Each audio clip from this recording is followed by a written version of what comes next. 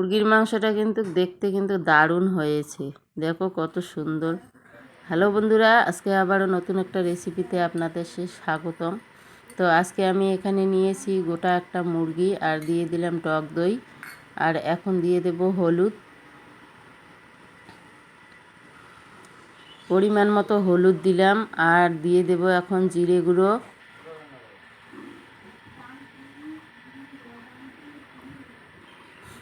আর দিয়ে দেব একটু লবণ,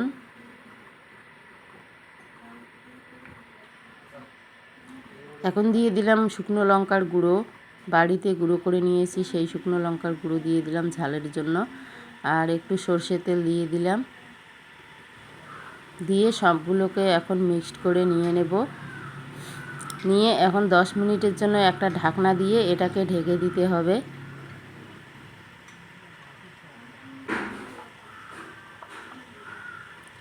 এদিকে চুলায় আমি আগুন দিয়েছি, দিয়ে একটা কড়াই বসিয়ে দিলাম। কড়াইটা গরম করার জন্য দিয়ে দিলাম। এখন দিয়ে দেব সর্ষে তেল। কয়েকটা আলু কেটে নিয়েছি, টুকরো করা আলু দিয়ে দিলাম। আলুটাকে প্রথমে আমি তেলে ভেজে নেব, তো একটু সামান্য লবণ আর হলুদ দিয়ে এটাকে ভেজে নেব। আলু ভাজা হয়ে গেছে, এখন নামিয়ে নিলাম। আর এখন দিয়ে দিলাম কয়েকটা কাঁচা লঙ্কা আর পেঁয়াজ কুচি, দিয়ে পেঁয়াজটা যতক্ষণ না লাল হয়ে আসে ততক্ষণ এটাকে আমি নাড়াচাড়া করতে থাকবো। আর দিয়ে দিলাম কয়েকটা তেজপাতা।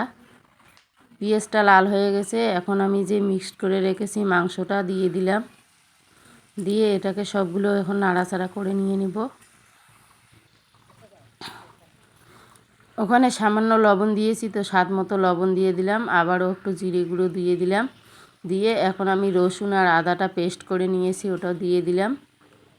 দিয়ে সবগুলো উপকরণ একসঙ্গে মিক্সড করে নিয়ে দেব। দেখো মাংসটা কিন্তু অনেকটা জল বার হয়ে এসেছে, এখানে এখন জল ইউজ করব না।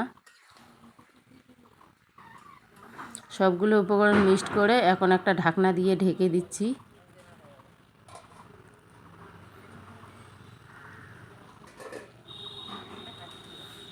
দেখো মাংসটা কিন্তু অনেকটা জল বার হয়ে গেছে, তো এটাতেই মাংসটা একটু সেদ্ধ হয়ে আসবে।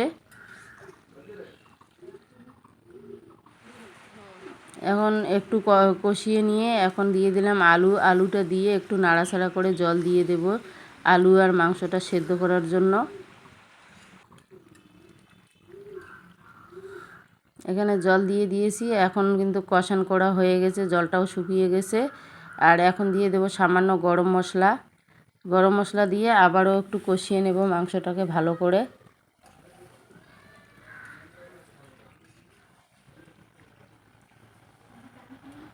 মাংসটা এখন কষানো হয়ে গেছে, তো এখন আমি এটা ঝোলের জন্য জল দিয়ে দেব।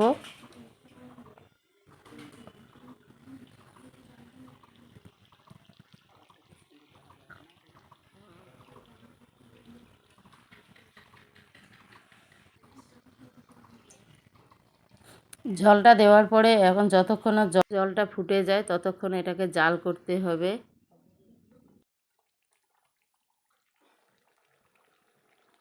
জলটা এখন ফুটে গেছে, তো এখন এটাকে নামিয়ে নিব।